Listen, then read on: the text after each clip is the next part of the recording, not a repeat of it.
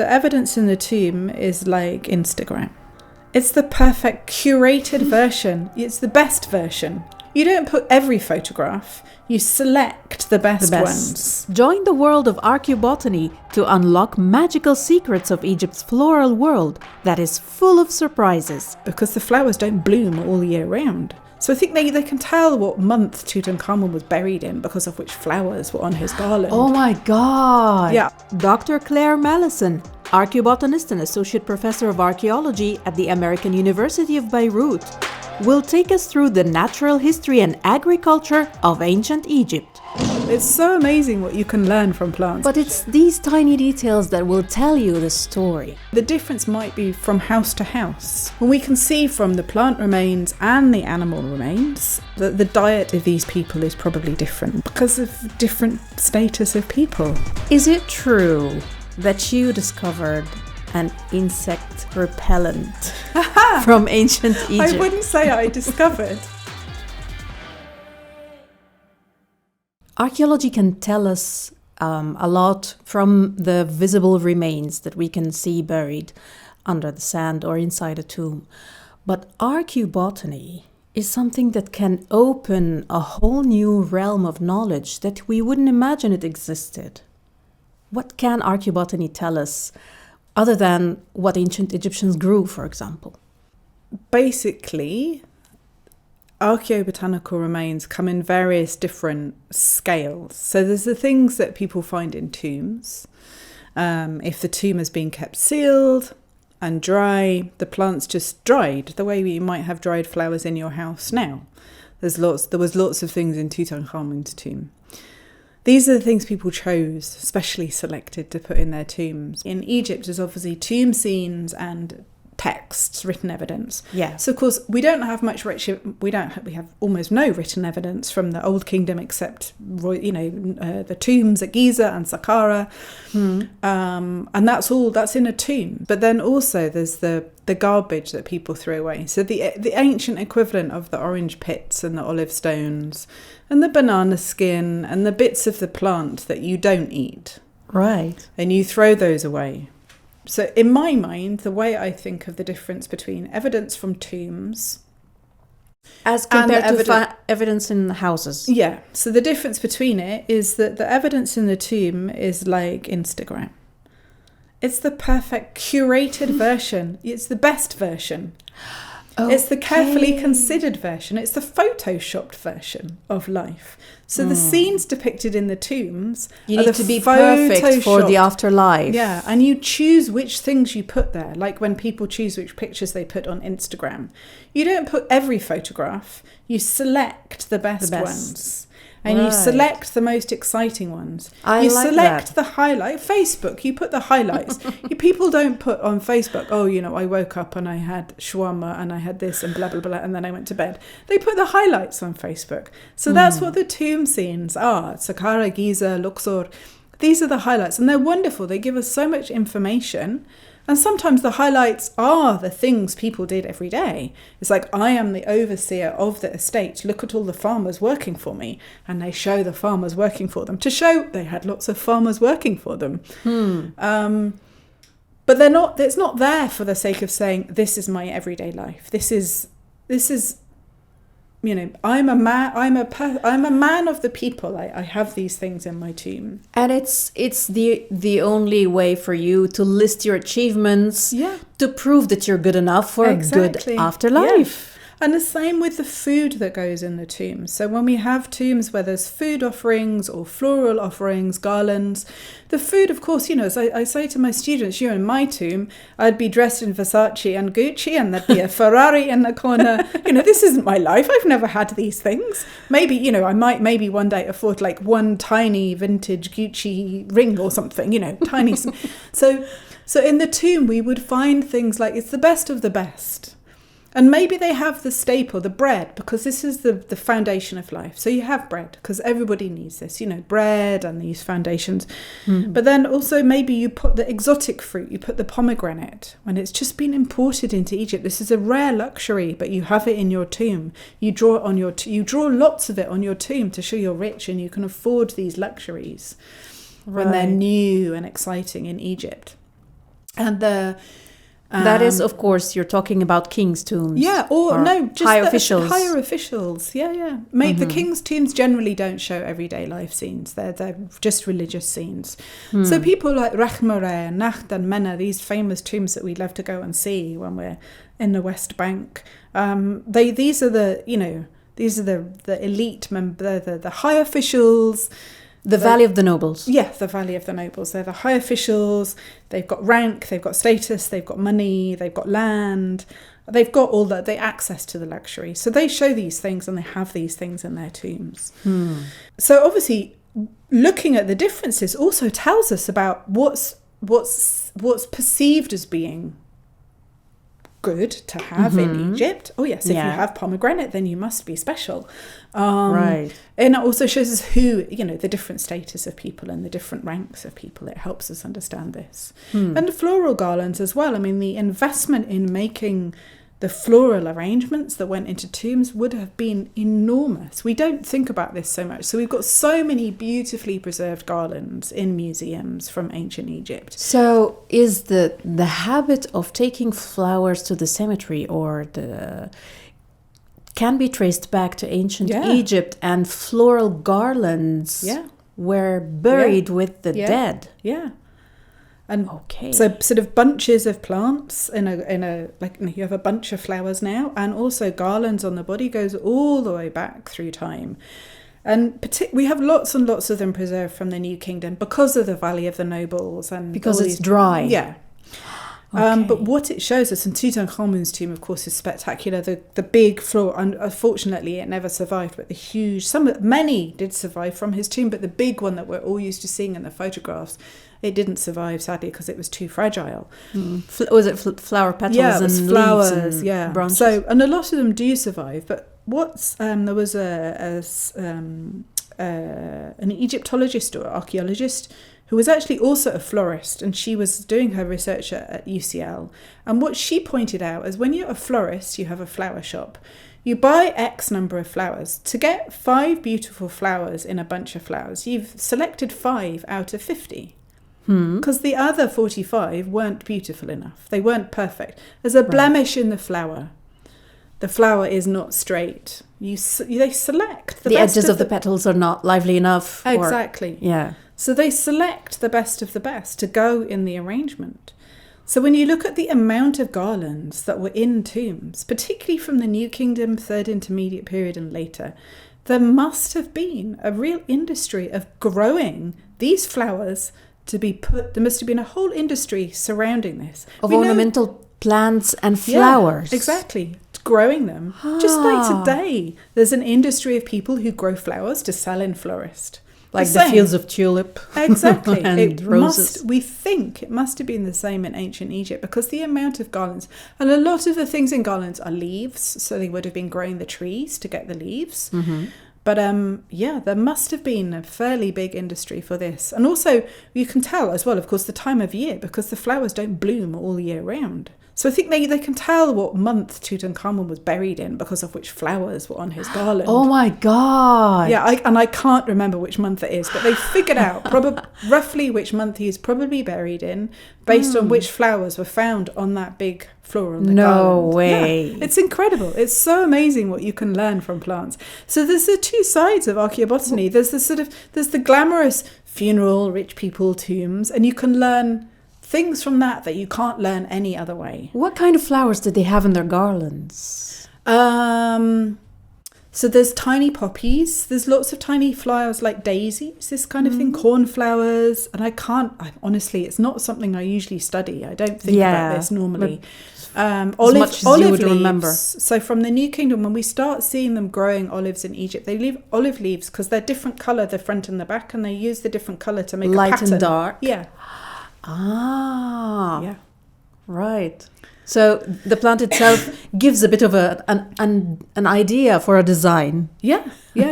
And so there's lots of people who study these garlands. They're looking at the technology of weaving and producing the garland because they're woven, they're stitched, they're bound together. So there's archaeologists who study the technology and who study the plants that go into them and the industry. Weaving the because garland. they're twisted and they're woven together. That's how they're held together. Yes. So like weaving baskets or making carpet, they wove the garlands together to keep them. So there's people who study just this, which is very different to what I do. Of course. But it helps us add another layer to what we learn. I mean, and I'm interested in what the everyday person living in a tiny village in a rural area of Egypt, what their life was like and what the farmers were doing. Because like my brother is a farmer, so I'm interested in what farmers do, what their life was like, because they're the backbone of everything else that happened. That rich person can't have flowers in their garden or pomegranates in their tomb if you don't have farmers growing wheat and barley to just keep Egypt stable. So what's the most interesting thing you learned about the ordinary farmer of ancient Egypt? I think for me, it's just the fact that they just always kept Egypt going, like all farmers. If you don't have the world we live in now, without farmers, everything collapses. We as a society, anywhere in the world, almost everywhere in the world, can't go back to hunting and gathering. The way we live now, we live in urban environments, even people who live in rural areas. We depend entirely on farmers to produce our food, to provide the ingredients that we live off.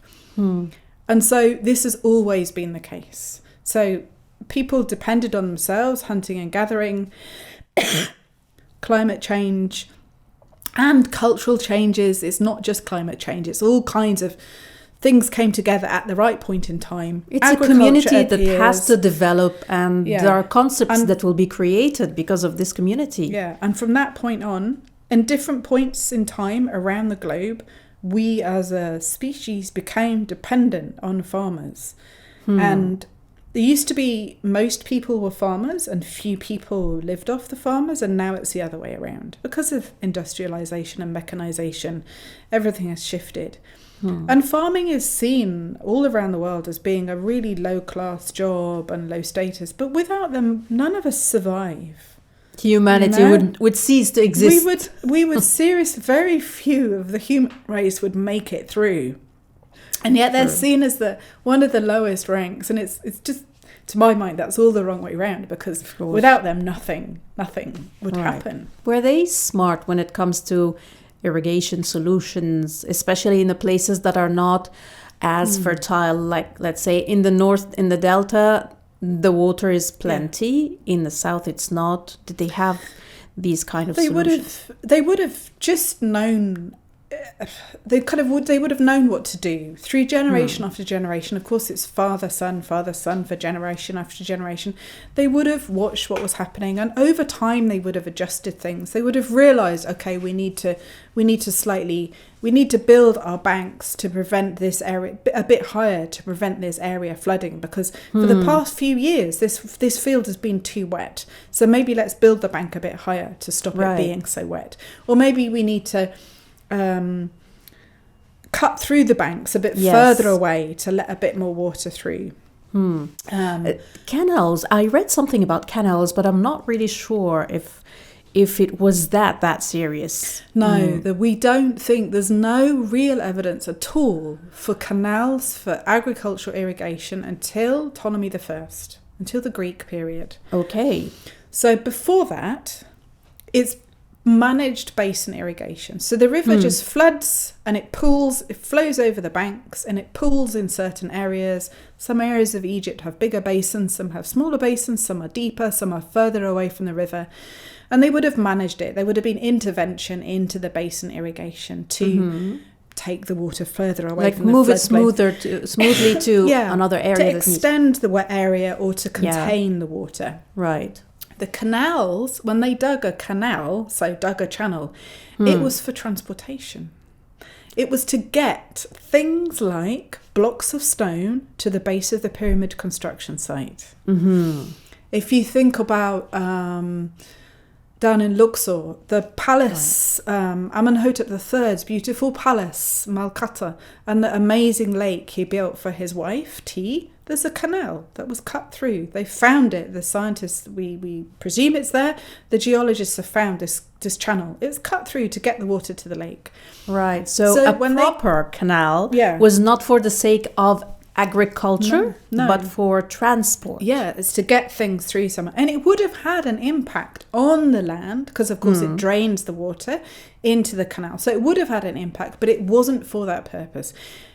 They didn't need to do it. And canals are very, very labour intensive, A, to cut in the first place, but B, in the floodplain where the flood comes every year and deposits silt, managing the canals is incredibly time consuming and really difficult and really labour intensive. And we have evidence of this from the Greco-Roman period, from the Ptolemaic era, when they kind of colonised the Fayum. They came in, they gave packages of land in the Fayum to the Greek soldiers. We have this from texts.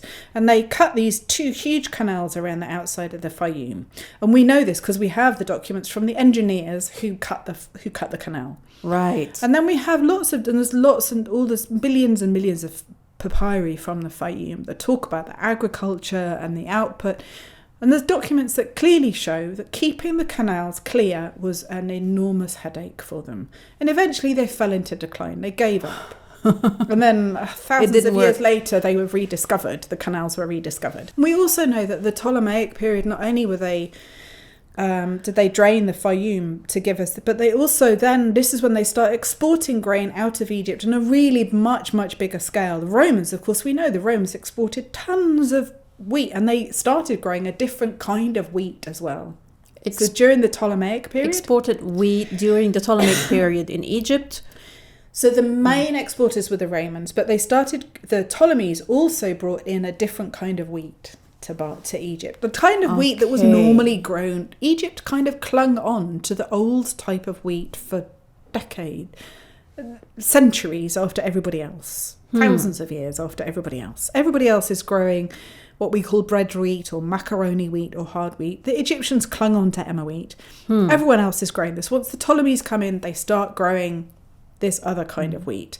It's easier to export. It's easier to process. So they start growing this in Egypt. The Romans start growing it on a really big scale and then exporting. And everything really changes, through these times. But for sort of classical ancient Egypt, pre-dynastic, through to the late period, they're sticking with emmer wheat and they're sticking with the same systems. And there's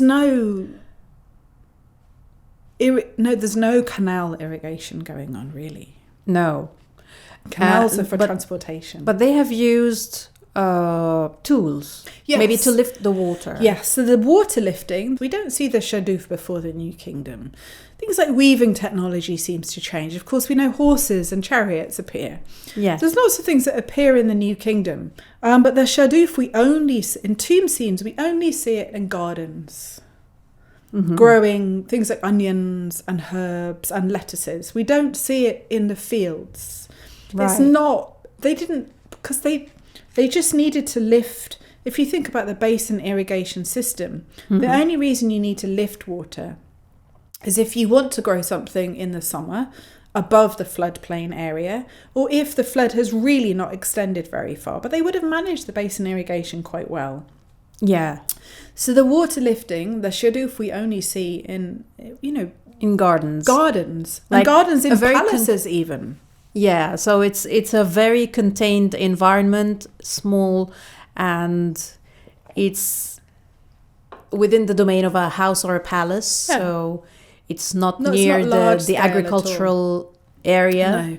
And the classic scene of the shadoof we see in the old photographs of Egypt, this is to get water out. But by this point, the whole of the landscape and irrigation of Egypt had changed. So can we say that ancient Egyptians have developed a horticultural system where more complex than just planting food or growing food to eat? It was more of an interconnected system. I mean, any farming system pre-industrial is always completely connected anyway.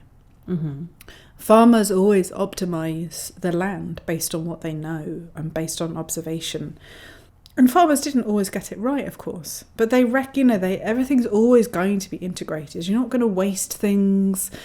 you're always going to make use of everything you have. But then did they use the crops for trade as well? Did they trade crops later, or of course use them in industry? Yeah, well, I mean, so the byproducts are used in industry. So the straw and the chaff, of course, are used in construction materials, so mud bricks for building houses. Also, they would have used them for fuel for industrial things. For example, making pottery, making glass, making faience. You need fuel for those. Right. And we think for smelting copper, you had to have a mixture of acacia wood and donkey dung. We know from experiments and some archaeological work. Okay. So you need these mixtures of things to make different temperatures depending on whether you're making glass or pottery. So the type of fuel affects the temperature, so you can tell to use it in what? Different fuel for different temperatures for different purposes. So your oven versus your pottery kiln, you need a different temperature for a different amount of time, so you use a different fuel. Now we just turn the gas knob or the electric up and down. Then you use different kinds of wood and different kinds of fuel for different things. But then trade... But that requires knowledge as well. Of course, yeah. But these are the kind of knowledge that it's the unknown knowledge. People, they grow up knowing you do this, and you do this. And maybe they question it, and then there's an accident, and they use the wrong kind of fuel, and the pottery doesn't work quite well. So these are things you just grow up learning. Trial and error until you get it. Yeah, people just tried it and got to the point where they knew it worked, and then everybody just did the same thing because that's what worked. It's just kind of ingrained knowledge, things you do without thinking about it. Right. And sometimes you might question it, but then you'd realise why it's done that way because you have an accident, something doesn't work. Your pots don't work out properly. Did ancient Egyptians use manure for fertilizing the land besides the silt as well? They didn't need to, no. There would have been no need at all. They only started needing fertiliser in Egypt once the flood was stopped. Right. As long as the flood was around, no need for any fertiliser. That's very, very recent. The flood was stopped. So from 1910, 1960 onwards, that's when fertiliser started to be needed. And increasing amounts because the fertile soil that was there, of course, gets gradually more and more and more depleted. So there's more and more need for fertiliser. Before that, zero need for fertiliser. The silt was the fertiliser. Right. Other parts of the world, of course, it's different, but there's no need for it in ancient Egypt. That was specific to Egypt. Yeah. And I think this reliability is what helped keep Egypt so stable, was because even if the weather was bad, even if the flood was bad, they've still they've got enough to keep going. And if when they really start to invest more in it, when they started growing different crops and started trying to be a bit more intensive, then they had more grain to trade. They would probably have been trading some grain with other parts of the world, and we know that they're helping support other nations. We have stories in the Bible, of course, of people coming to Egypt for grain in times of famine. And of course, Egypt, we know, is taking things like cedar wood and wine and olive oil and olives from the Levant, from Lebanon. Obviously, the trade with Byblos is critical for the cedar wood from the Old Kingdom onwards, and the oil and all of the Lebanese. I say Lebanese because, of course, it all must come from Lebanon. But all the Lebanese wines that we know, and the pottery as well. They're exchanging pottery as well. So they must have been giving something in return. So maybe it's grain, who knows what else. Maybe it's just a different kind of agreement. But flax, linen. Yeah, possibly linen as well. And there would be ways of knowing if the grains we find in archaeobotanical samples in Lebanon came from Egypt. There would be a way to do that. Trace them there. Yeah, there'd be. So we could possibly do tests on grains in samples from Lebanon to see if that grain was grown in Egypt. Wow. And you could tell it was grown in Egypt. We'd know that it was not grown in Lebanon. Yeah, we could tell that. So you can look at the isotopes. So do you know isotopes? So you can tell where someone has lived in their life. If you take the isotopes from the bones, you can tell where someone lived for most of their life based on what's absorbed into the bone. So the kind of water someone has drunk for most of their life, It's absorbed in the bone, so you can tell if that seed was drinking from the Nile or drinking from another river or so another we can source. look at it for animals and we can look at it for human bones and animal bones. We can also look at it for seeds. Can you tell the condition of the seed?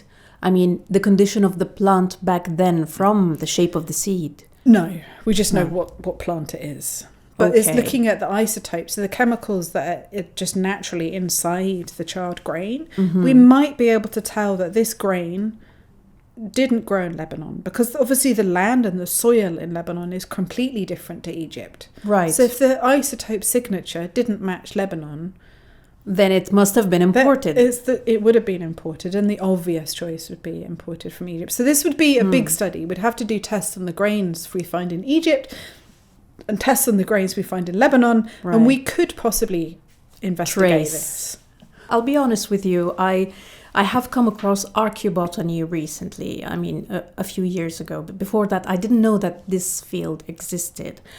And I was really astonished at how much they can find about ancient Egyptian life from these plant remains. Yeah. But you go through a whole cycle and you have to go through different types of remains to get that information. So what we're often looking at is the leftovers from agricultural processing.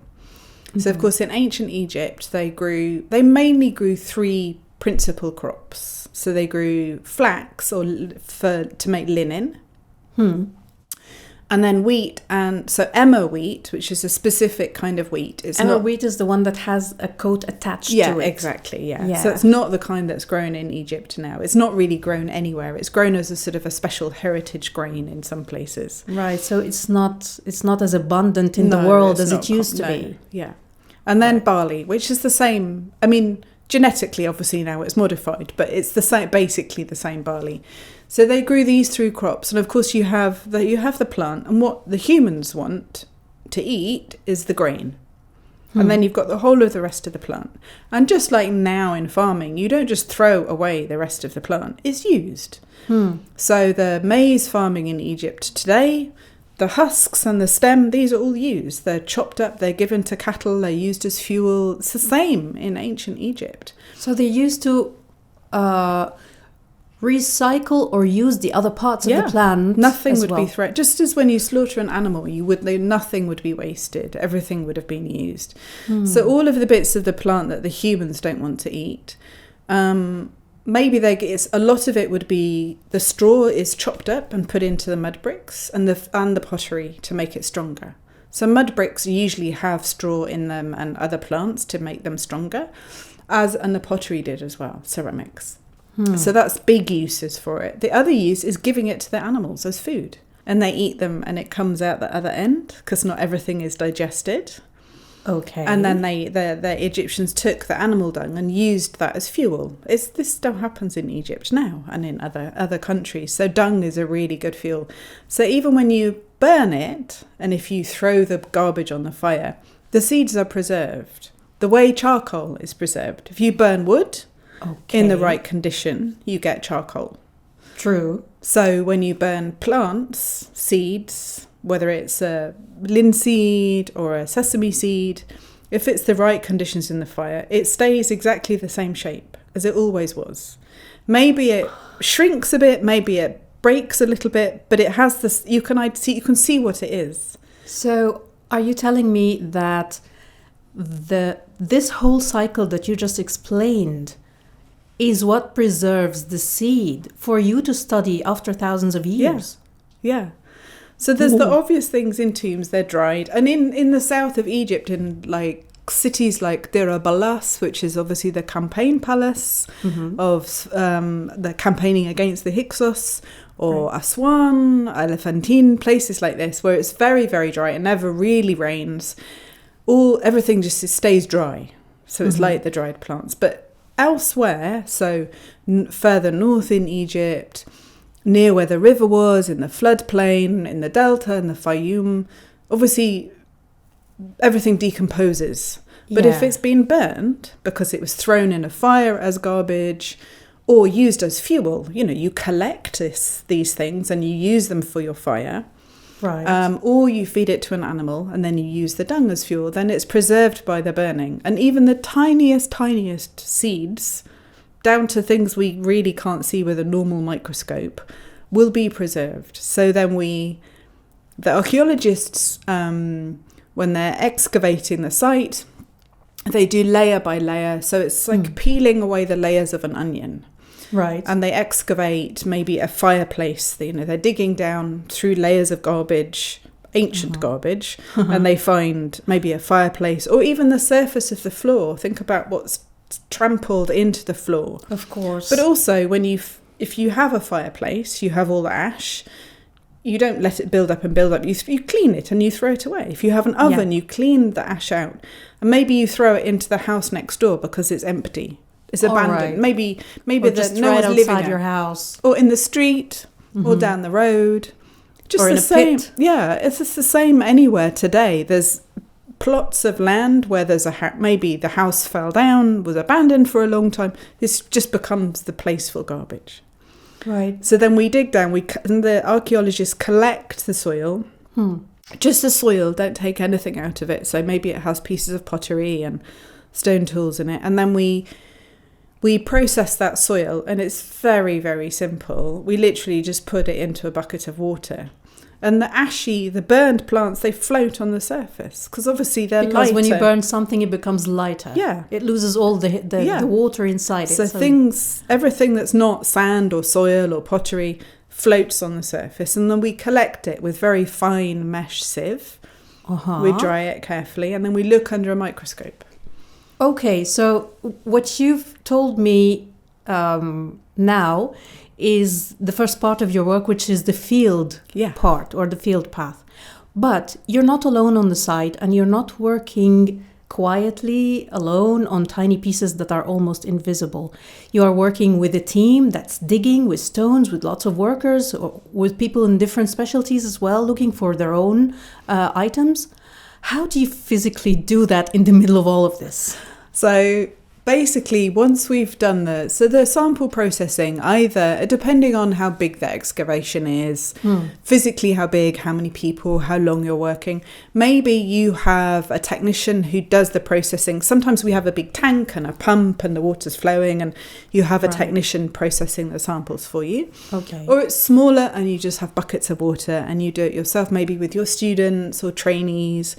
So it's often to the side somewhere. So we have to be near where we can have lots of water and make a mess. So we're usually not actually at the archaeological site. We'll be a little bit away from it because you don't want to be flooding the site with water. Of course. So we're usually somewhere, usually near a workroom or a storage room, something like this. And then once it's dried and we're looking at it, we'll be working in the same area where everybody else who's quietly looking at things. So on many excavations, there'll be maybe tents set up or shelters or a workroom, and there'll be people who are studying the pottery, looking at the tools. After the hustle of the digging is over. So there's the digging in one area, and then there's the sort of the quieter bit with the geeks who are carefully studying the pottery and the animal bones and maybe human bones and the stone tools and maybe bits of metal and plants. And so the only difference between the archaeobotanist and everybody else is that it's harder for us to just work completely out in the open because what we're working with, puff of wind, puff, and it's gone. You're working with very fragile, like shells of seeds, maybe. Yeah, and they're just very light, so they just blow away. So we usually have to be inside. If we take a look at the agricultural system of ancient Egypt, has it developed over time, and can you trace that through archaeobotany? Yeah. So for prehistory, the earliest remains we have from Egypt are 18,000 BC. So that's the oldest ones we have for Egypt. And at that point, the river's flooding very dramatically. You're saying 18,000, not 1800. 18,000. Okay. Yeah. You can go back that Yeah. far and Yeah. find traces of agriculture. Yeah. Well, it's not agriculture at that point. It's hunting and gathering. So it's So prehistoric. So it what they're wasn't doing... the plants were not domesticated yet No. to be No, not planted by anywhere, people. no. So everywhere in the world at that point, it's just hunting and gathering. Same in Egypt. So they're gathering, and what we know from that site, Wadi Kobanaya, is they were gathering. One of the things we know they're gathering a lot is a plant that's like papyrus. So it's not papyrus, but it's related to papyrus, and it has little things growing on the root. So hablaziz, basically. Hablaziz. Yes. Okay, we So still this- have that till today. Yeah, they still have this today. And there's another plant that's very closely related. So we don't know whether it's Hablaziz or this other very closely related. It's probably more likely to be the one that's the sort of sister of Hablaziz. Right. And if the more you can gather this, you can pull it up, and it likes growing again. When you pull it up, it grows more. So you can't diminish it. And it's one of the worst plants in fields now because you can't diminish it. can't But get if you, rid- they pull it. It's very nutritious, and they couldn't diminish it. So they had a lot of this. And then people shifted, but what they started to do, and we get a hint of this, they had wild wheat and wild barley growing naturally, the wild version. It was not yet domesticated. And they started... Possibly again because the climate was changing. They started, what we think at the moment is they started to, each year they gather these plants, they harvest them, they gather them, they save some of the seeds and they planted some. Because the resource is diminishing, they wanted to make sure they've got it. And maybe they've had to move to a new area where it doesn't grow. So they took the seeds with them and planted them in their new home. The new place to live. And they did this generation after generation after generation. And very slowly, the plants evolved in response to what humans were doing. And that's what domestication is. Right. So humans didn't domesticate plants, the wheat and the barley and the grains. The plants evolved in a relationship with humans. Okay. And gradually they became domesticated cereals. Oh, right. Over thousands of years. So can we say that this change in the climate and this abundance that was on the decrease is what made people resort to agriculture and domesticating wild so plants? Basically the humans started changing their behaviours in these areas, and the plants responded. So the plants evolved because of what we were doing.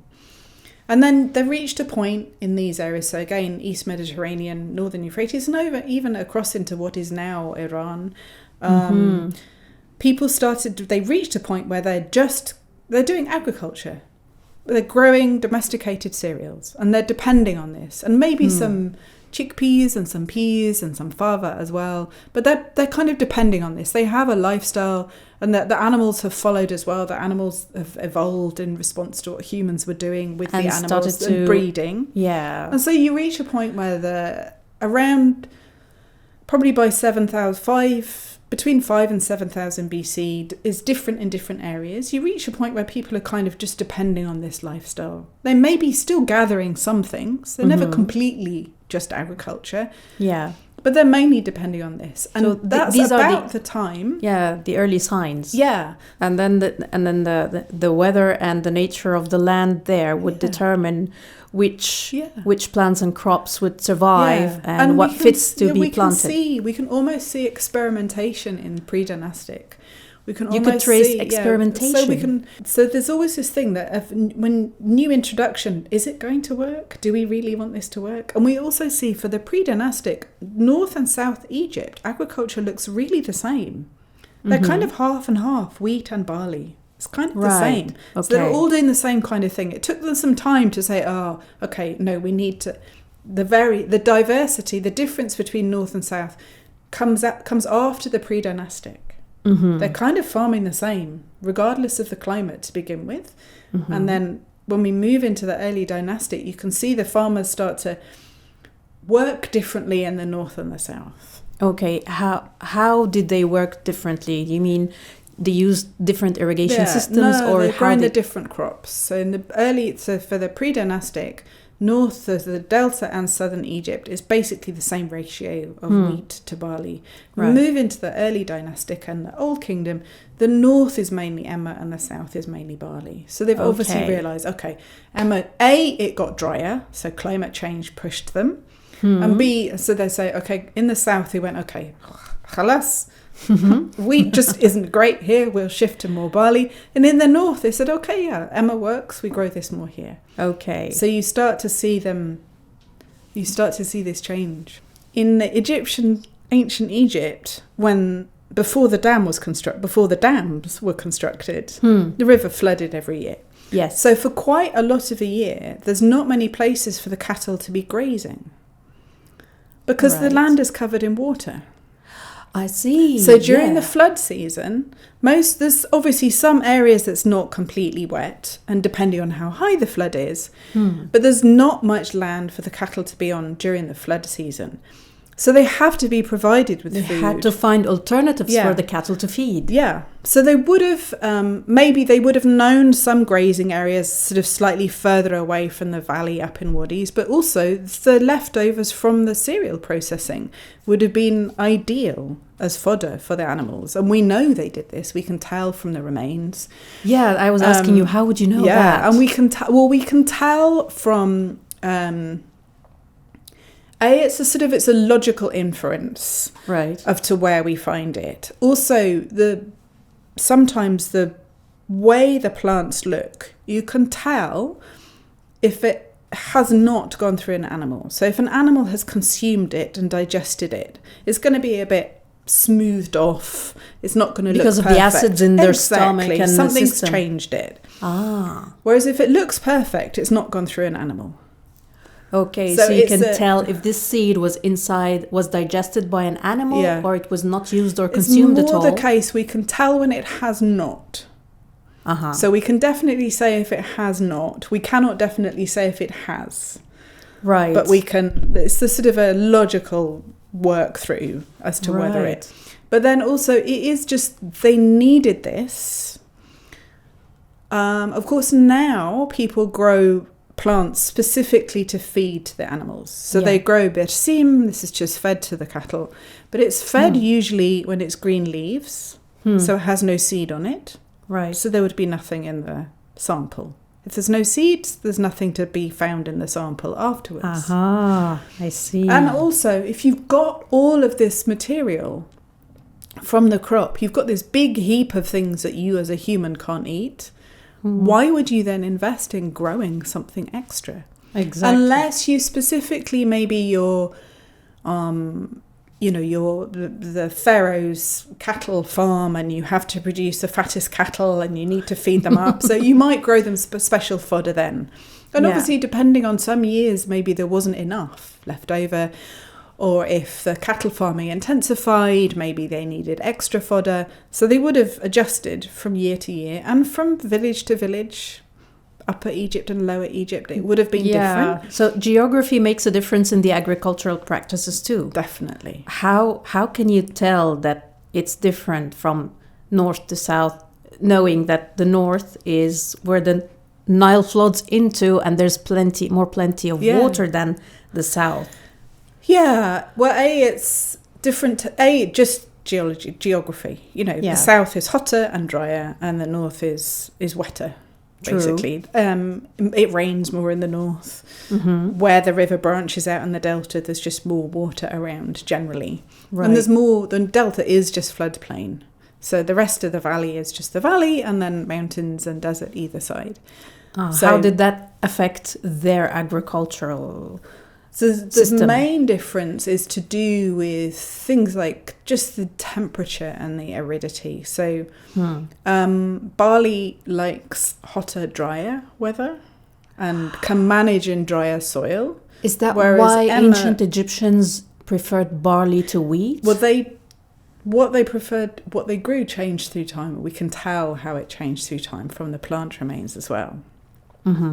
So naturally, you would expect to find more barley the further south you go. In the south, because it's more arid. Yeah, and the further north you would expect to find more emmer wheat because it's wetter, basically. And wheat needs more water. Yeah. Okay. But of course, climate change. We know climate change was naturally happening in the past. And the changes were not that dramatic. So as you move from prehistoric into pre-dynastic, about 5,000, 4,000 BC, we know that this was when there was some big climate changes happening, and this is why people couldn't live in the desert where they used to live, and they could live along the valley where previously it wasn't a great place to live. So Egyptians migrated, and people migrated in from the East Mediterranean, and everybody sort of met up in the delta and the floodplain at the sort of beginnings of the pre-dynastic.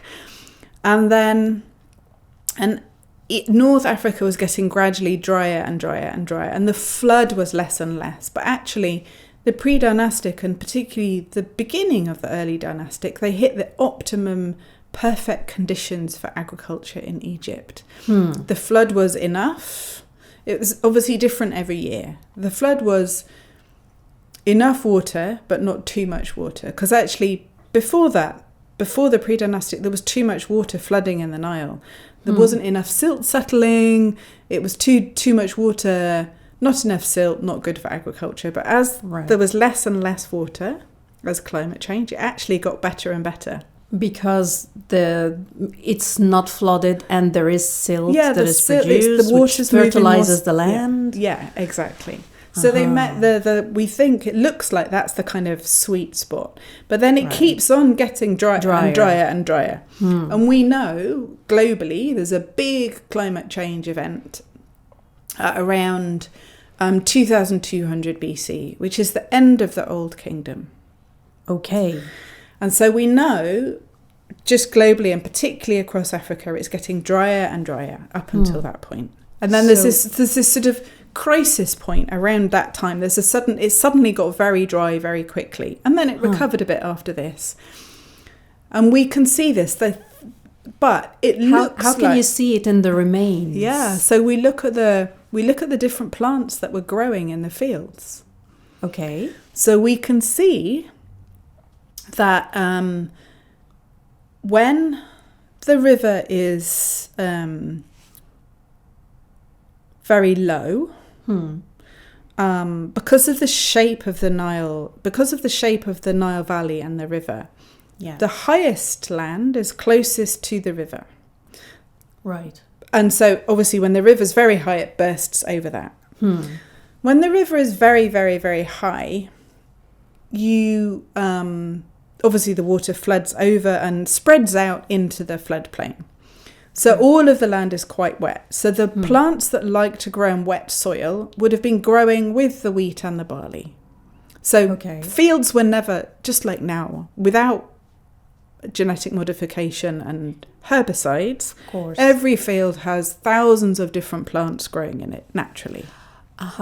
Weeds. And they're called weeds because they're not the primary thing that they weren't growing them specifically.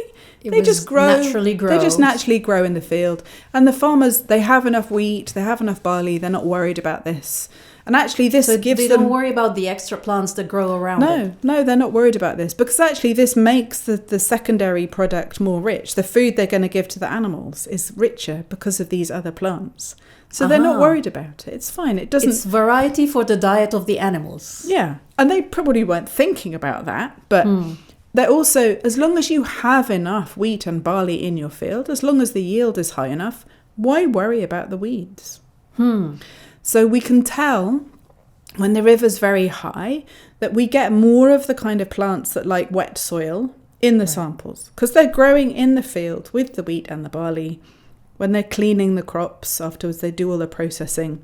They throw these away with all the rest of the plant. So we have these in our samples. When the river is lower and is less likely to spill over the bank, those plants migrate closer to the river where the water is. Okay. And they actually grow better, but always just closer to the river where they can sit where it's really, really wet. So you have less of them in the field. And more of them More right of them by the growing bank. along next to the river. So it's the place where you find the remains that can tell you if this time when the plant grew was a dry time or a big flood. So when our samples, and it was not year by year, we can't tell year by year from our samples, but when we've counted thousands and thousands and thousands of seeds, and when many archaeobotanists have counted thousands and thousands of seeds, and they publish them all in reports, and we put it all in a database, and we do statistics, and we have this big bank of information. When we have enough information, and enough people have recovered these things, we can do the statistics, and you can see the pattern in the results that over time, from the pre-dynastic, when we've got lots of evidence from pre-dynastic and early dynastic, we can see the amount of these plants that like water. Gradually there's fewer and fewer and fewer of them in the samples.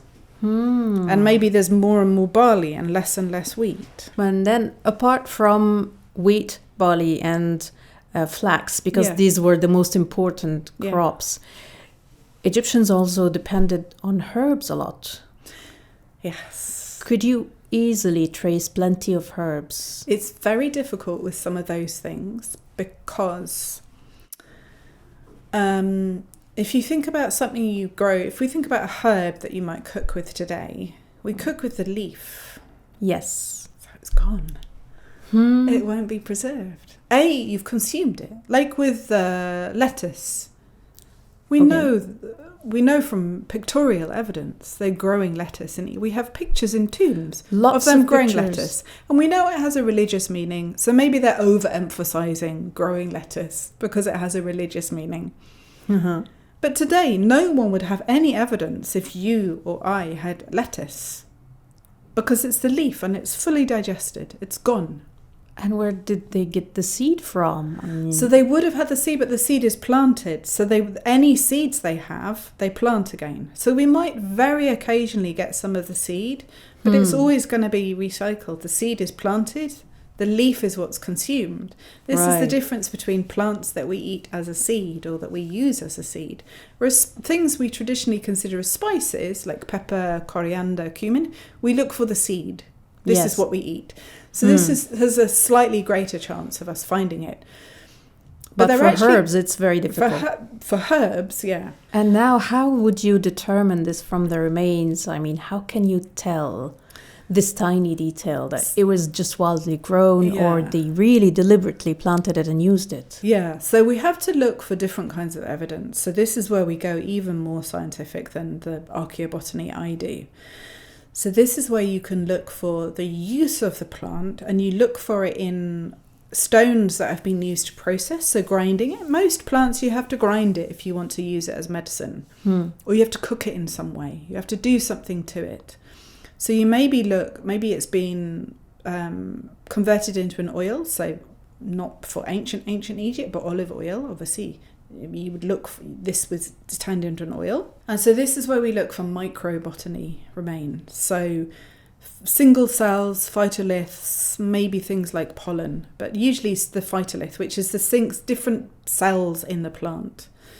Okay. So we look for, if you have a grinding stone, the bottom grinding stone or the top grinding stone, and archaeologists and scientists very carefully recover the remains from the grinding stone. They've been pressed into the stone. They've been ground into the stone. So they try to pick the remaining cells from the surface of the stone. So basically they use a chemical solution to dissolve them from the stone, and then they extract those single cells from the solution that they've recovered from the stone. Oh my God. And so for this you can find out if the stone has been used for grinding wheat or barley or something else, or maybe something medicinal. So with like a mortar and pestle you would use. So there would definitely be remains, residue. Yeah. Or if it's been stored in pottery, if it's a liquid, it will be absorbed into the pot. So they can take a fragment of the pot, grind it up, again use chemicals to recover the material from the pot, from the body of the pottery. And again, maybe see, and it's not always clear cut because we're looking for the chemical markers. You're not, maybe you get the phytolith to tell you which plant it is. You might also get the chemical marker. So with things like oil, you get a chemical residue. Any kind of fat leaves a chemical residue. But it might just tell you, okay, it's fat. Could be plant, could be animal, you don't know. So it's not clear cut. It's not the golden ticket to the answer. And with the phytoliths, maybe it just tells you, oh, it's from a grass. But sometimes you get really lucky. And again, in Elephantine, we had a very lucky case where it was a very tiny amount of evidence. So we have to be very careful with what we conclude from it. But we had what we think, my colleague Sharif found what he thought was the residue, the phytoliths of wild bitter melon. It's called colocynth, and it grows, I don't know the Arabic for it, it grows still on the south. I've seen it growing in Elephantine. Is it very bitter? It's very bitter, and small, and dry. It's the size of an apple. Yes. It looks like in Egypt it's called handal, I think. Yeah. And you can buy it in the market in Aswan. Yes. And it's very bitter. It's not really very edible because it's so bitter, but it has medicinal property. And the translation of the Ebers papyrus gives us a suggestion that maybe this is the plant. And because we found some in this grinding stone, why else would you grind up this plant that we know has a medicinal property? Unless you have used it for this purpose. Unless you want to use it for medicinal property. So here is one tiny piece of evidence that maybe in this case we can say, yes, well, this plant has a medicinal, because I found the seeds of the plant in my samples, but it doesn't tell me they're using it as medicine just because I have the seed. But the phytolith in the stone is the stronger evidence. Exactly. Yeah.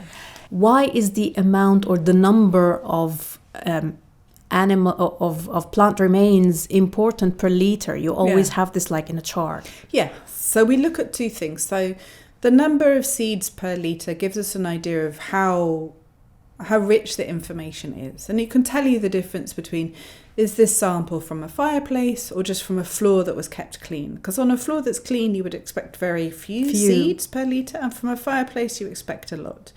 And we can look at the difference from one site to another. And then we also look at just the ratio, so the percentage. So you have a sample that had 100 seeds or 100 pieces of plant in it. And say of that 100 items from your one sample, 10 of them are grains of barley and 10 of them are grains of emmer wheat and 50 of them are the chaff, the non-edible plants of barley and wheat. And 5 of them one that can be easily blown with the wind. Yes. Yeah. And then 5 of them are from this plant that likes water, and 5 of them are from this other plant that likes even more water, and 5 of them are from a little tiny clover-like plant. You then look at the ratio. So you look at the percentage of that 100 of each one, and this is where you get the pattern coming.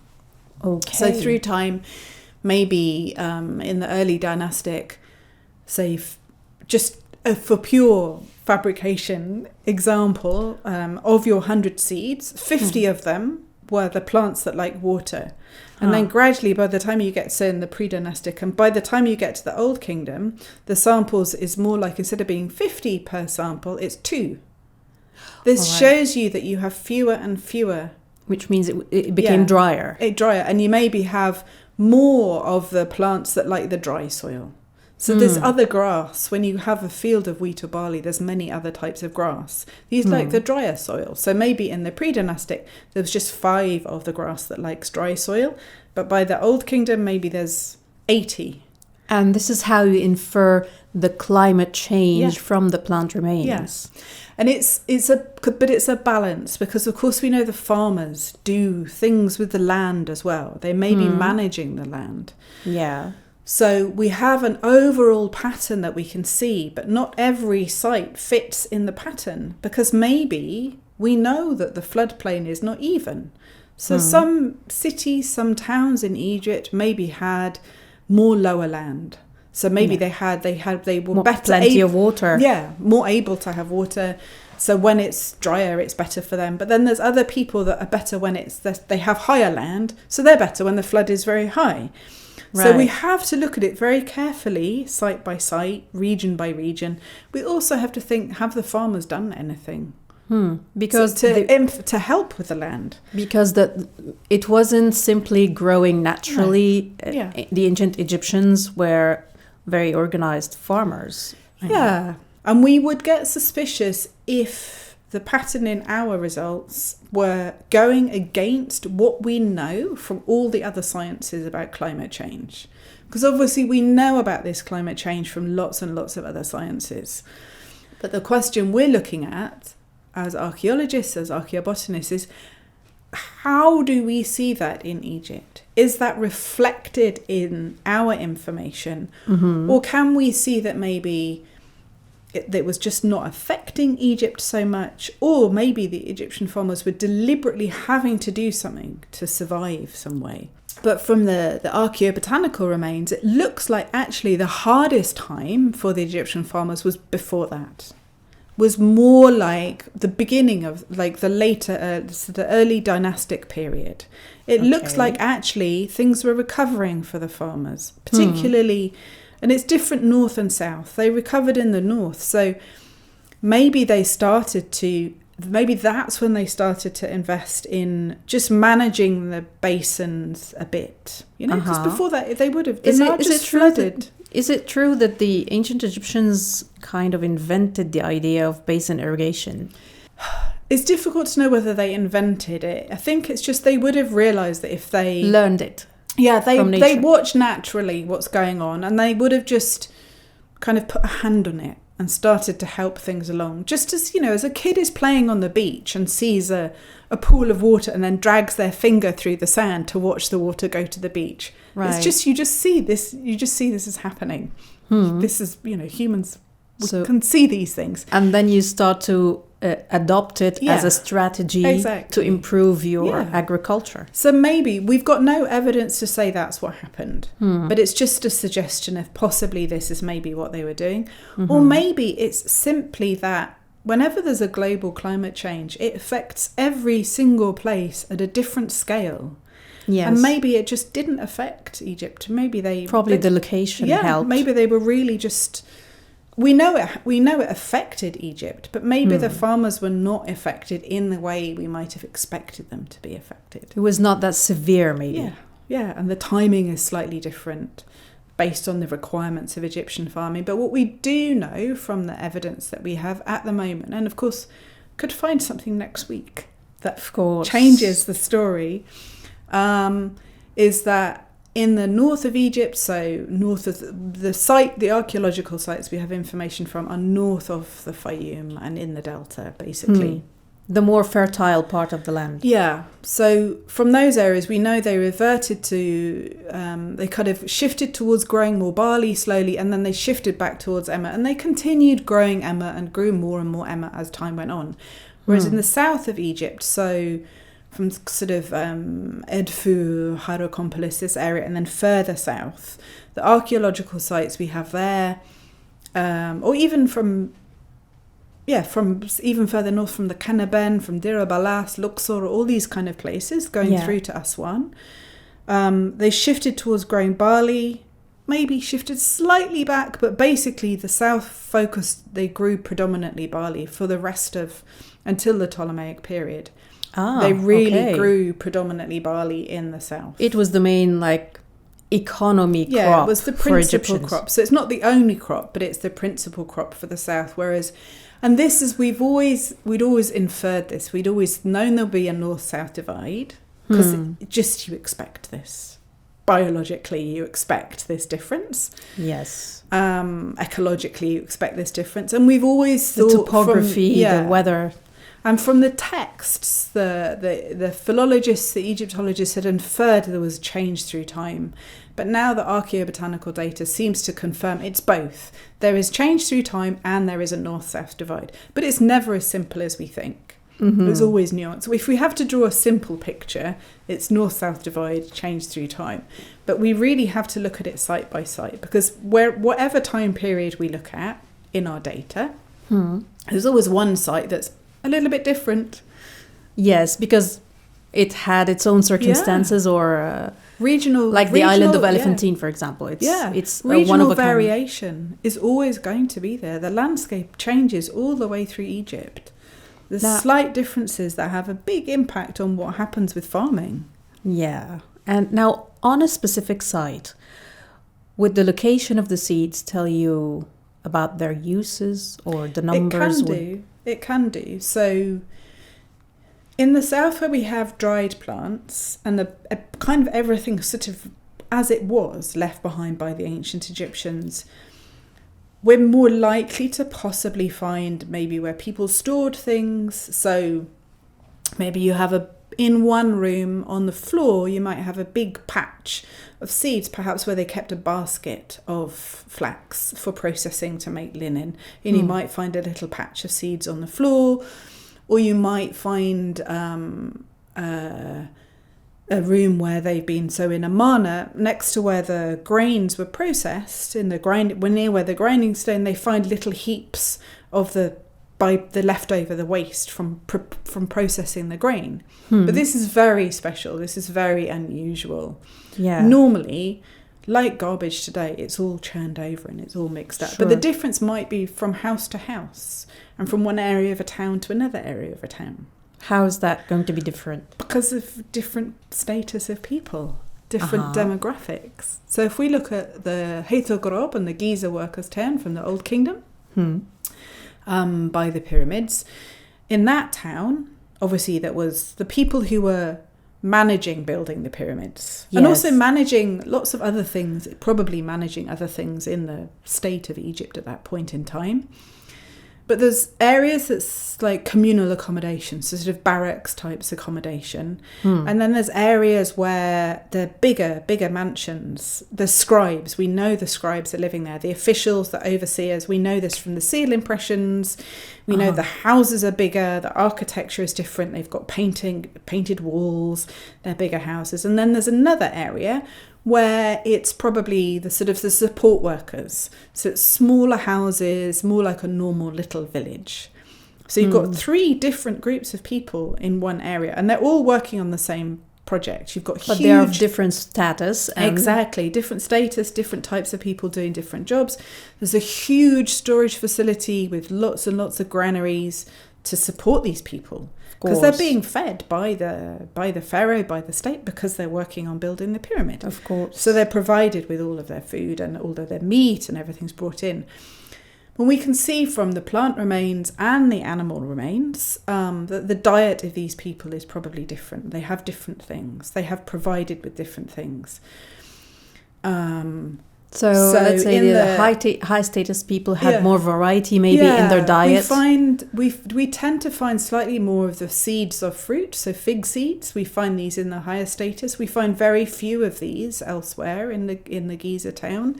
And then the village, there's actually more diversity of plants because they're looking after themselves more. They're more like a normal village. Planting their own food. Maybe, but also if you think about military personnel, they're provided with everything in the barracks. It's a fairly narrow, there's no, they're given the bread, they're given everything ready-made. Right. There's less waste. There's less everyday garbage. Okay. Whereas in the village, they've got all of the everyday waste. That's right. Okay, that makes more sense. Yeah. Okay. So there's more diversity in the village, not because they're richer, but because it's normal. Whereas in the barracks area, they're provided with everything. They're just given what they need. Just like soldiers or privates in the military. Okay. And we think they're given the bread, basically. So basically they fed on bread. Yeah, bread and fish and meat and things like this. And so in the animal remains, there's a difference as well. So in the animal remains, the richer people have the really big fish and the really nice bits of cattle and meat. Okay. And the poorer people, the lower classes and the sort of barracks, they have smaller fish and lesser quality cuts of meat. You would find smaller bird bones or fish bones. Yeah, so there's the area where they have more cattle and bigger fish, and an area where it's more sheep and goat and small fish. Okay, so it tells you about social class as well. Absolutely, yeah. So is it true that you discovered an insect repellent from ancient Egypt? I wouldn't say I discovered, but so ash, just burned plants, are a very good insect repellent. And this has been known, I'm sure ancient people discovered this just naturally. Ash, like the remains of a fire. Yeah, the remains of a fire, the black ash remains of a fire is very good. And it's not so much a repellent, but the insects that so the grain weevil, the insect that will destroy a granary very quickly, when they come into contact with ash, the surface, not their skin, I don't know what the surface of the insect is called. Okay. But it becomes scratched by the ash and they die. Okay, the ash kills. The ash basically kills the insect. And it kills them before they can lay eggs. So this kills them. So basically, if you have this in your granary, it's going to help prevent the insects flourishing in your granary. So we know that it happens when you mix it. And it seems in ancient Egypt, and various people have told me that, various Egyptian colleagues have told me that their village, their grandmother and their grandmother and their grandmother did this in their village as well.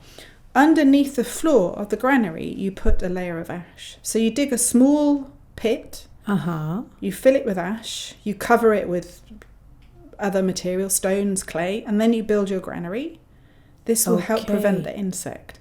Or we have in another site, so this is in Giza, again the pyramids town, but actually a priest town from the town of Khenkawas, Queen Khenkawas. We have this layer of ash just underneath the granary. It's a foundation layer. And it's not granary burned. And it's not a fire pit or... It's a big layer clearly laid down as a foundation underneath the granary. And then in Edfu... In Edfu. Okay. And I'm sure there's more examples in Egypt, but in Edfu, from the Middle Kingdom, we have granaries with double wall. So it's a double wall granary with a void, and the void is filled with ash. Oh, that is quite sophisticated. It's very deliberate. So it must have the same purpose. So the ash basically helps prevent the insects infesting the granary. Yeah. So this is some kind of an agricultural practice that the Egyptians would do to protect their crop and keep the economy going. Yeah, to protect the grain stores. And it's not, you don't find it underneath every granary. And a lot of times maybe archaeologists didn't look. But we know about this. I ask people to look and they dig underneath the granary. We don't always find it. So they didn't always do it. And again, just because it works doesn't mean everybody is going to do it. Yeah. But there's at least these two examples that we know about. And I'm sure there's more. They're quite far from each other and different in time as well. It is still carried on by generations until today. Women in the countryside still do it, practice it. So must have So it's one of these things that works naturally. So and we did analyze that ash and know what it consists of. So the ash was again the leftovers from processing the cereal. It was the same material that they would use as fuel, same material they would give as fodder to the animals. Nothing special, but it worked. Yeah. So if you think of ancient Egyptian agriculture, it's all really interconnected. So they grow the crop in the field. And it has lots of other plants growing in it, but they have enough land in it. You can do a model of an estimate of population size, an estimate of land available in Egypt based on what we know about the flood. And there was usually always enough land for the population. Once you get to the third intermediate period and into the late period, it starts to get a bit tight, population versus land available. Yes. But before that, there's plenty of land. So even if there's a devastating flood, even if the flood is tiny, they've probably got enough land to grow the crops they want. There might have been some hard years, but there was always going to be enough land to grow crops because there was always more than enough in good years. So through time, they've got these fields, they're not worried about all the other plants growing in them. And then they've got the cattle and the sheep and the goats that can be grazing for part of the year. After the harvest, they probably sent them into the fields to eat the leftovers. Yeah. But after they process the cereal, and now, of course, it's all done in one machine. Harvester does everything. They go through different stages, and we can see these stages of processing drawn beautifully in the tombs. We know them through traditional farming. You know, this still happens. These processes still happens in traditional farming communities, non-mechanized farming communities. But we see exactly these things being depicted in the tomb scenes. So they go through the stages, and they're gradually separating the grain from the straw and the chaff and the other plants that are grown in the field. So at the end you have the emmer wheat and the barley that you put in one store, and then you put everything else in another storage. They are not put together in the same place? No, they're probably kept in two different storage places. Same as today. If you go into the Delta today, you have the grain goes off somewhere, and then by the side of the field there's these big heaps covered in plastic, covered in tarpaulin with all of the straw, the byproduct. They still keep it near the fields. Right. So they didn't keep it near the fields in ancient Egypt because, of course, of the flood. So in the villages, there would have been the grain store and then big heaps, possibly under netting. We see this in Old Kingdom tombs. Big piles, big storage of all the leftovers, the straw, the chaff, the weed seeds, all mixed up. They would have used some of it in bricks, some of it in the pottery, some of it just to throw on the fire, and some of it they give to the animals. Very green approach, use every single bit. And then the animal dung is used as fuel. Well, we're going to have to supplement. Because this part is really puzzling me. I need to talk about it in detail, the animal dung. Yeah. When I was reading about legumes and the use of them in fodder, fuel, and then animal dung. It's like a complicated circle. Yeah. Would you simplify this for me to understand what we get from this? So it's like unraveling a complicated knot of information. So they saw at the site of Kom el Hissen in the Delta, and then also a site, Tel Maskuta, out towards Ismailia. They had lots and lots of the equivalent of bersim seeds and other plants that are like bersim. They had lots of them in their samples. And particularly for Kom el Hissen, we know from the ancient name of the town and also from the animal bones that they're probably raising cattle for the Egyptian pharaoh there. It's like a cattle farming town. So it would make sense that they would have lots of seeds from animal fodder plants. So the idea is that Egyptians grew the bersim, gave it to the cattle, the seeds come out, it's used as fuel, and there's lots of it because they have the cattle there.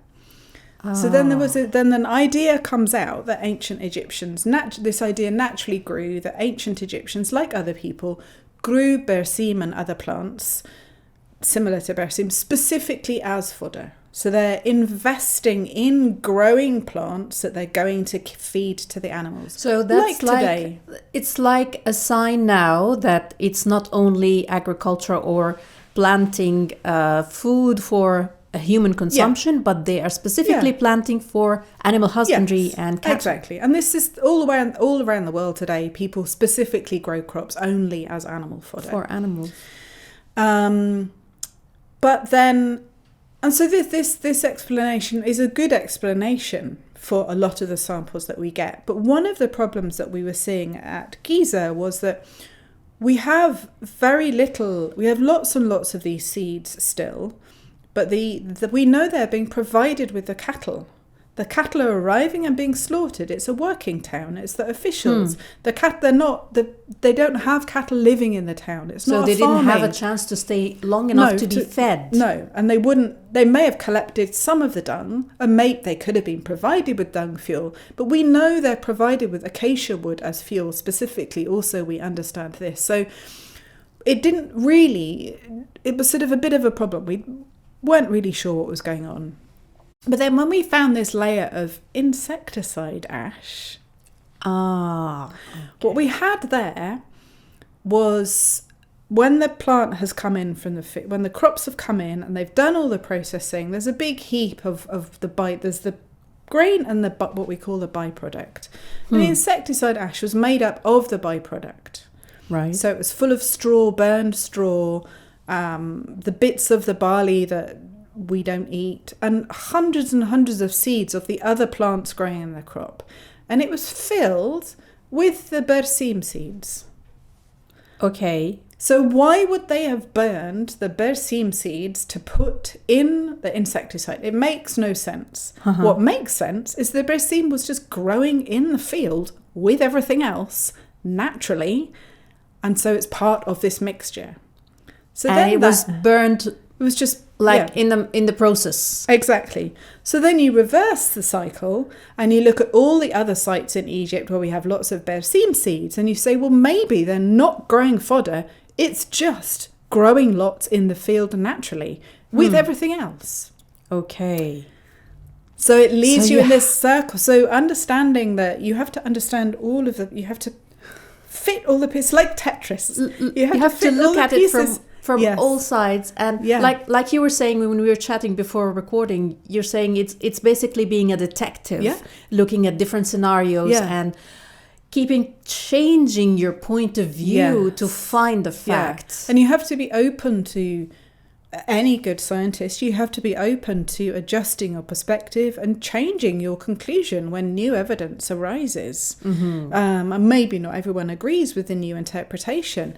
So we always have to be very critical, and it's, a good scientist will go back and say, okay, so I think I got it wrong. We have this new piece of evidence, or I misunderstood that. This is what we think now. This is one of the shifts that we had. But what this also joyfully tells us is how interconnected kind of agricultural life and rural life was in ancient Egypt. Everything fits together.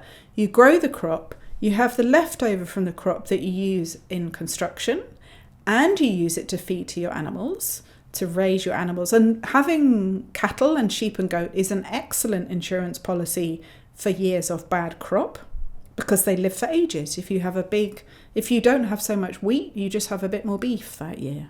Okay. Animals are a good live storage, and they can move with you as well. So is this the sustainability element that we see in ancient Egyptian agriculture? And then also the fuel. The animals produce the fuel.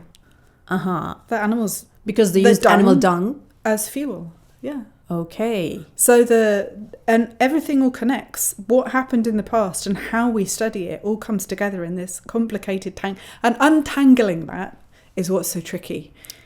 Yes. That's the detective side of it. And you have to think about all these different questions. You have to think, is my sample from a fireplace, or is my sample from a garbage heap in the street? So what is it? It determines the use. Yeah. Where am I in Egypt? What kind of town am I in? Am I in a normal village, or am I in a workers' town, like a mining camp?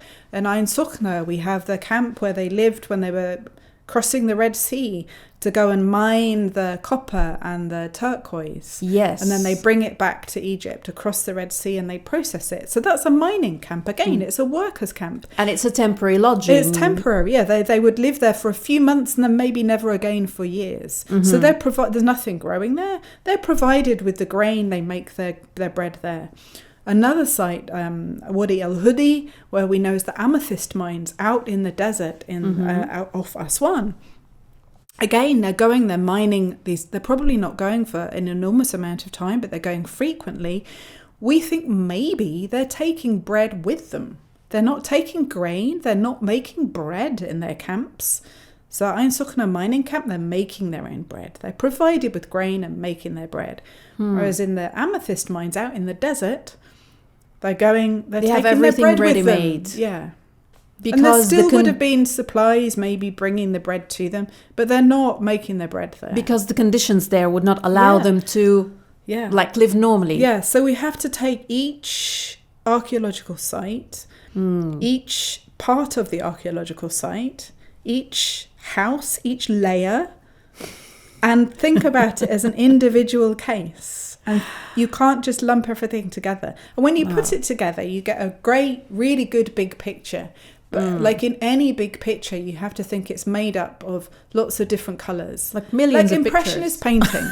It's like Impressionist painting. And Impressionist painting is just dots and dabs. But when you put them together, you have to look at each one carefully. But when you put it together, you get a big picture.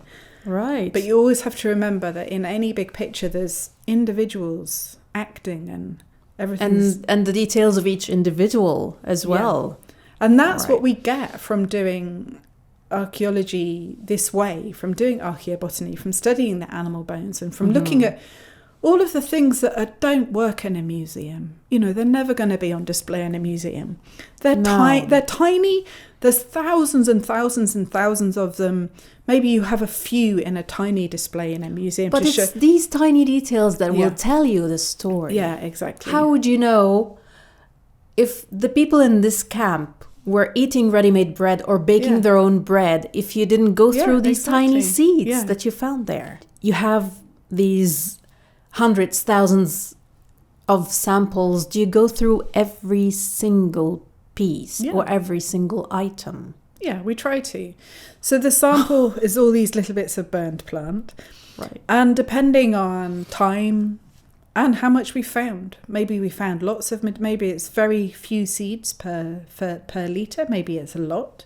So it's a very difficult, when someone asks me how long will it take, it's very difficult to tell.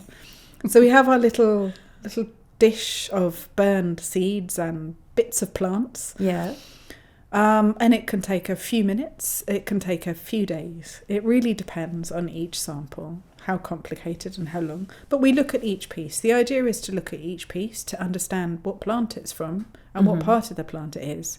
But with experience, of course, you get faster and faster. You can tell within a few, you know. But do you normally study the shape? It's the shape, yeah. Yeah. We tell from the shape what plant it's from. The morphometrics of the... Yeah. Okay. Yeah. Just as if you found a olive stone in your kitchen, you'd know what it is. We're just looking at things that are a little bit smaller. Right. And it's under a microscope. That's the only difference.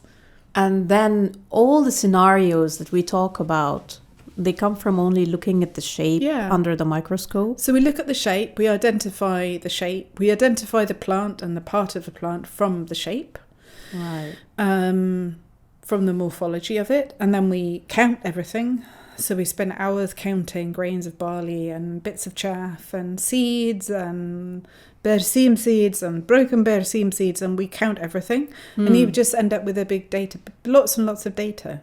Right. And then from the data, you start then you tell the story. So there's various different stages. There's the careful excavation, processing the samples, studying the samples in a lab or a workroom to identify the seeds, counting everything. And then you take the data and you do data analysis and statistics. And when you're doing the statistics, you have to think back through all the different stages you have done. You also have to understand, when you do the data analysis, where is it from? Like we said, is it from... The geography makes a difference, the weather... The time. Is it from this room or this room? Is it from this house or this house? Is it from the north or the south? So then when we're doing the statistics, it is just numbers, it is just math. But we do have to bear in mind this is created by humans. So what does it mean? And when we've got lots and lots and lots of data, so for example from Elephantine, almost perfect preservation, millions and millions of little bits of plant, just millions and millions. And the numbers were huge. The statistics were enormous. And it's very difficult when you've got that much data to see a picture clearly with normal statistics. So we do higher level. Especially that it's an island. Well, it's not that it's an island. It's more to do with the quantity of information we've got. Okay. Just huge data sheets, thousands of items. Imagine you go into a room filled with granola. How do you find the picture? You walk into your room in Cairo and there's, a box of granola in the corner. That's fine. You walk into Elephantine and it's like someone's emptied out 10,000 boxes of granola into one room. How do you sort it out? So it's just too much information. Right. So we started to experiment with... people always do kind of higher level statistics, very complicated mathematics. This helps. But with a friend and colleague of mine in Lebanon, we started to do more kind of AI, so machine learning, on the data to see what that would tell us. Because it's plenty of data and there has to be a machine that be doing. Yeah. So she does the coding because I'm horrible at mathematics and I don't understand coding. So she does all the coding. I do plants. And it's a bit like it's kind of it's AI, but it's directed AI. She's telling it what to do. She's telling it what to think. All AI is the same anyway. A human at the beginning point has started it. And that helped us see through the fog. There's so much data, it's like fog. And she did the statistics, this really high resolution, this very clever machine learning. And we started to separate out the fog and to get some more pictures from it. So you would see the highlights, the odd bits. Yeah, and we could have done that with simpler statistics. It just would have taken a lot of time. Yeah. Yeah. So, yeah. So the new technology is really useful. Things like the new AI technology, it's really powerful, but we have to use it very carefully. Exactly. And you have to know how to use it.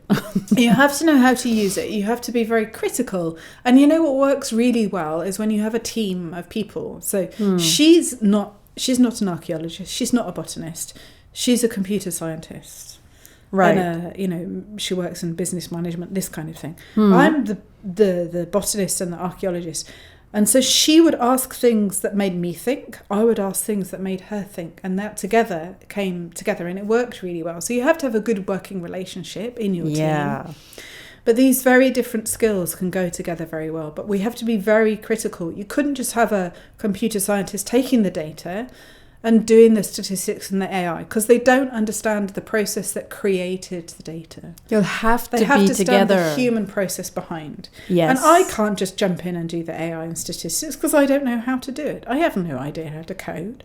And That's the importance. If I used AI to teach me how to do AI, it would be a complete disaster.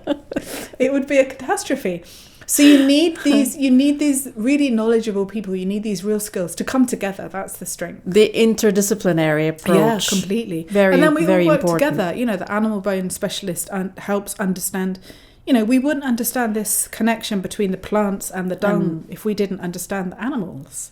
Right. And then the people who do the tools, the specialists who look at the stone tools, we wouldn't understand with the grinding and the colocynth and the bitter melon if we didn't have someone who understood the grind. So we all have to work together.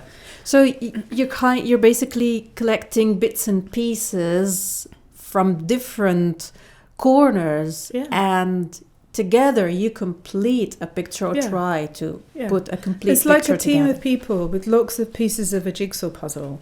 We don't know what the picture is. We don't quite know how the pieces go together until we work together.